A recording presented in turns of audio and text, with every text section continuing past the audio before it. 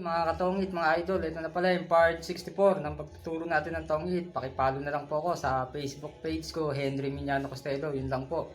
Mga idol, ito po yung karugtong ng 2-in-1, no? Kung nakikita nyo, ito yung sample lang to, base ito sa experience ko, no?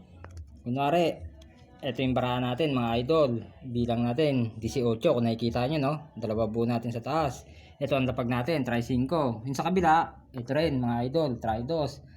Ito naman, kunwari, ang heater. Tapos, marami na yung dagdag, no, mga idol. Kung nakikita nyo, may palito. Ito ang tantos na tinatawag na dagdag.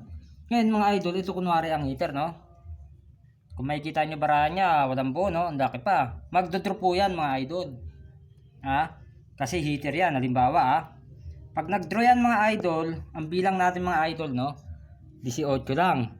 Di, ang gagawin natin, lalaban tayo. Ito yung sinasabi ko, mabubutasan tayo ng malaki, mga idol. Kasi natuwa tayo dahil malaking bilang ng heater na natunugan natin. Unang ikot pa nga lang, kunwari, mga idol, no? Paglaban natin, mga idol, ang hindi natin alam, itong kakampi niya, alas na lang yung bilang. Kung nakikita nyo, may kwadro pa, no, mga idol.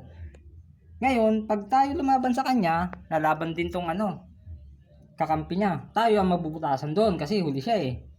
Kaya ganun po, mga idol. Ngayon naman po, mga idol, ganito. Ito pa yung isa. Wala tayong pupuntahan dito, mga idol, kung hindi magbayad, eh. Pag mag-draw yan ng malaki ulit, tayo naman po ay hindi lalaban. Aatras tayo, mga idol, no? Ngayon, itong kakampi niya, alas ang bilang yan, mga idol.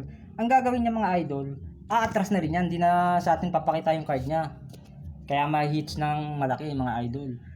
Kaya ganun po ang gagawin nila. Kaya hanggang dito na lang. Sana alam nyo na to. Sa susunod na lang po uli yung iba.